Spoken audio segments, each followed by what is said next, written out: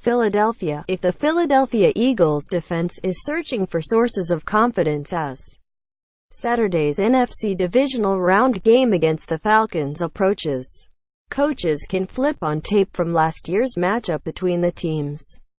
Rosters and scenarios were a bit different then, but Philly's 24-15 win over Atlanta on November 13, 2016 still carries significance.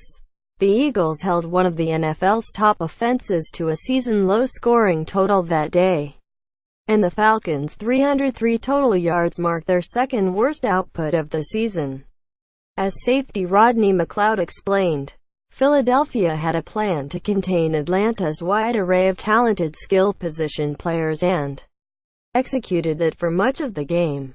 Still, the top-seeded Eagles will enter Saturday's contest as rare home postseason underdogs, because experts have soured on the Birds since the team lost quarterback Carson Wentz to a season-ending ACL tear last month.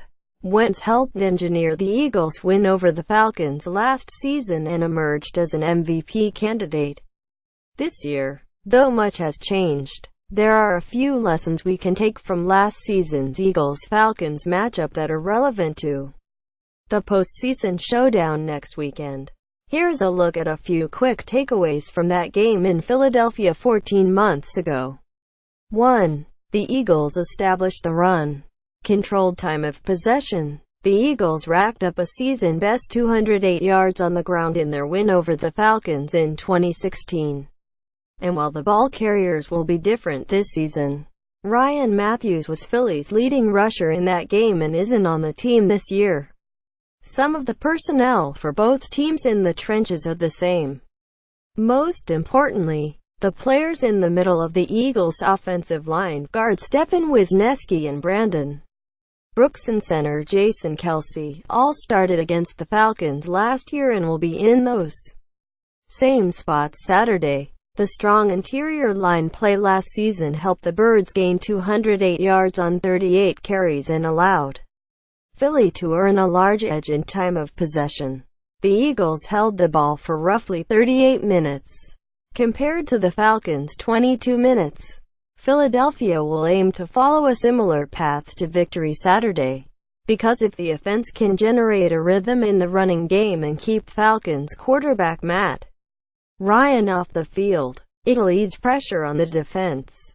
It might also open things up for quarterback Nick Foles in the passing game, with Foles struggling in place of Wentz, though. Atlanta could choose to add an extra defense or two in the box to stop Eagles running backs Jay Ajayi and LeGarrette Blount. But regardless of the quarterbacking situation or the opponent's scheme, the Eagles can take pride in last year's performance, when they proved they could sustain productivity in the running game against the Falcons. For Nick Foles' sake, Philadelphia Eagles ponder picking up the tempo in the playoffs. 2. The defense bent but rarely broke.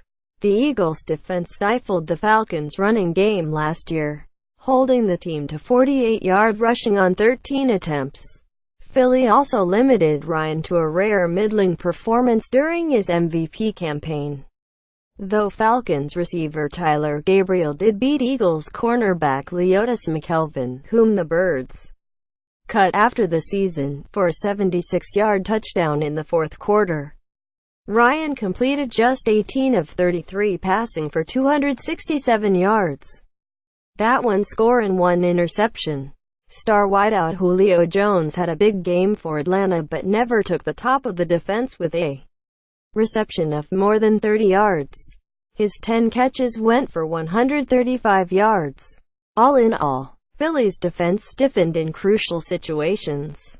The Eagles held the Falcons to 3 field goals in the win, and will try to repeat that performance Saturday against an Atlanta offense with much of the same personnel from last season. 3. Vic Beasley caused problems for the Eagles. Falcons outside linebacker Vic Beasley had both of the Falcons' sacks in last season's matchup and also added a forced fumble while rushing mostly against Eagles right tackle Halapoulivaati Vaitai. Beasley had a sack in Atlanta's wildcard round win over the Rams this weekend and remains a big part of their defense. So Philadelphia will need to be aware of his presence Saturday. For the Eagles, Vaitai has played at the left tackle this year and first-team All-Pro Lane Johnson has started at right tackle. So if Beasley continues to rush from the same spot, he won't get to challenge the inexperienced Vaitai. Instead, he'll square off against Johnson in a pivotal matchup between Pro Bowl caliber players.